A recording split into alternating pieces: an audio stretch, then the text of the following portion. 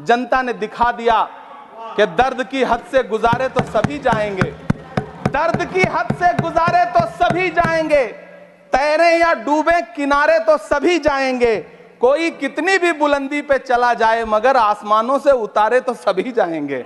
कभी कभी मन करता है कि मैं बिल्किस बानो से पूछूं कि देश में आया हुआ अमृतकाल तुम्हें नजर आ रहा है या नहीं आ रहा है।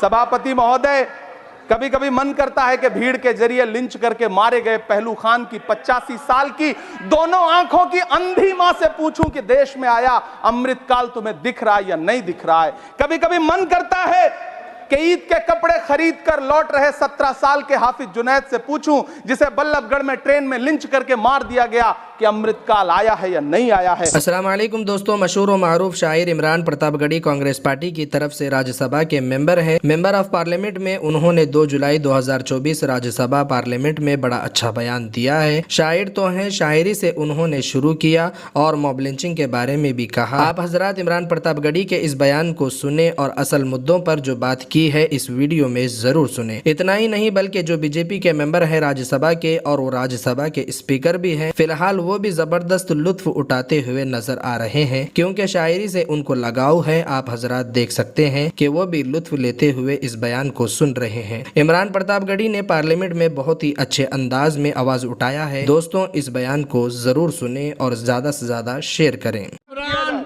प्रतापगढ़ी 5 मिनट्स। मैं आईना हूं दिखाऊंगा दाग चेहरों के, मैं आईना हूं दिखाऊंगा दाग चेहरों के, जिसे बुरा लगे वो सामने से हट जाए। सभापति महोदय, दुनिया के सबसे बड़े लोकतंत्र का महापर्व चुनाव गुजर चुका है।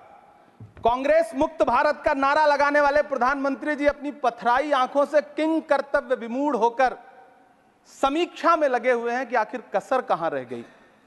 सभापति महोदय, सारे प्रहसन किए गए, भाषाई मर्यादा को तार तार किया गया, एक पूरी कौम को घुसपैठिया पुकारा गया, मछली मंगल सूत्र भैंस से होते हुए मुजरा जैसे शब्दों से भाषणों को सजाया गया, चुने हुए मुख्यमंत्रियों को जेल भेजा गया, महाराष्ट्र में राजनीतिक दलों को तोड़ा गया, उनके सिंबल छीने गए, चाहे वो शिवसेना हो चाहे वो एनसीपी हो, विपक्ष के सबसे बड़े दल के बैंक अकाउंट को फ्रीज किया गया। उसके बाद मोदी सरकार चुनाव लड़ने के लिए जनता के दरबार में गई, लेकिन वाहरी जनता ने दिखा दिया कि दर्द की हद से गुजारे तो सभी जाएंगे, दर्द की हद से गुजारे तो सभी जाएंगे, तैरे या डूबे किनारे तो सभी जाएंगे, कोई कितनी भी बुलंदी पे चला जाए मगर आसमानों से उतारे तो सभी जाएंगे। जनता ने दिखा दिया इस देश की। मैं महामहिम राष्ट्रपति महोदया के भाषण पर चर्चा करने के लिए, अभिभाषण पर चर्चा करने के लिए यहां खड़ा हुआ। सरकारी भाषण की मजबूरियां होती हैं, सरकार की तारीफ करनी पड़ती है, लेकिन जिस एक शब्द के इर्द गिर्द पूरा भाषण बुना गया था वो था अमृतकाल। सभापति महोदय, छात्र नौकरी मांगने पर लाठियां खा रहे हैं, 2 जून की रोटी मुहाल है, पेपर लीक ने लाखों छात्रों का भविष्य चौपट कर दिया है और देश को बताया जा रहा है कि अमृतकाल आया है। कभी कभी मेरा मन करता है कि मणिपुर में निर्वस्त्र करके घुमाई गई बेटियों से पूछूं कि अमृतकाल आया है या नहीं आया है। कभी कभी मेरा मन करता है सभापति महोदय कि देश के लिए ओलंपिक लाने वाली बेटियां जो इसी जंतर मंतर पर घसीटी गई, उनसे पूछूं कि अमृतकाल आया है कि नहीं आया है। कभी कभी मेरा मन करता है कि रात के 2 बजे बिना परिवार की मर्जी के हाथरस में जलाई गई उस दलित बिटिया जो बलात्कृत थी, उसको स्वर्ग में संदेशा भेजूं और उससे पूछूं कि आया हुआ अमृतकाल तुम्हें दिख रहा है या नहीं दिख रहा है।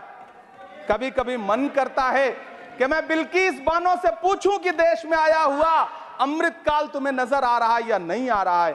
सभापति महोदय, कभी कभी मन करता है कि भीड़ के जरिए लिंच करके मारे गए पहलू खान की 85 साल की दोनों आंखों की अंधी मां से पूछूं कि देश में आया अमृतकाल तुम्हें दिख रहा है या नहीं दिख रहा है। कभी कभी मन करता है कि ईद के कपड़े खरीद कर लौट रहे 17 साल के हाफिज जुनैद से पूछूं, जिसे बल्लभगढ़ में ट्रेन में लिंच करके मार दिया गया, कि अमृतकाल आया है या नहीं आया है।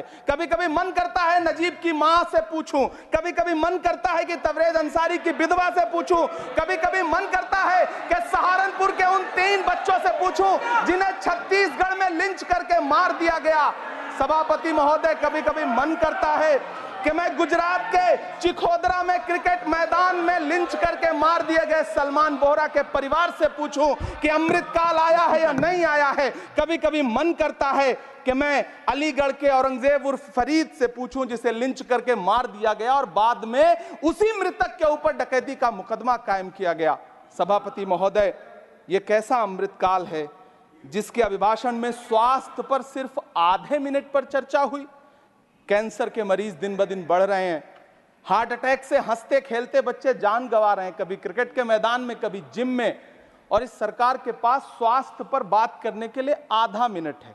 सभापति महोदय, कोविड वैक्सीन को लेकर के लंदन की अदालत से जो तथ्य देश के सामने आए हैं, उन्होंने भय फैला रखा है। कांग्रेस की सरकारों ने भी चेचक, पोलियो और प्लेग जैसी महामारियों के टीके लगवाए, लेकिन न तो कभी सर्टिफिकेट पर अपना फोटो छपवाया और न कभी उसके नाम पर वोट मांगे। कांग्रेस की सरकारों ने यह किया है, लेकिन इन सरकारों ने क्या किया है, मोदी जी ने क्या किया है कि राजनीतिक दलों को तोड़ा और तोड़ करके चुनाव लड़े, और चुनाव लड़ने के बाद भी आशातीत सफलता प्राप्त नहीं हुई है।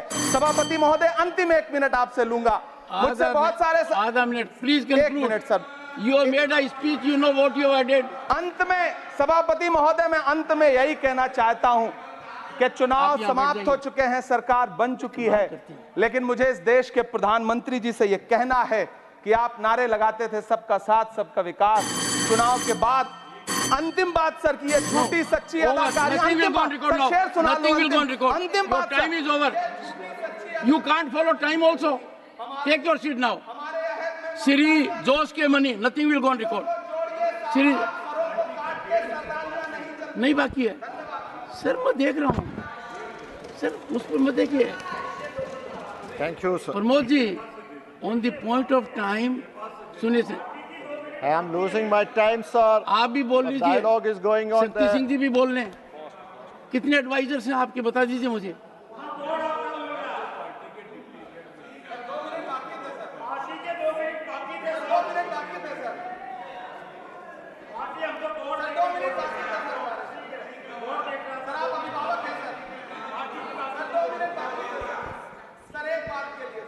No, nothing will go on record.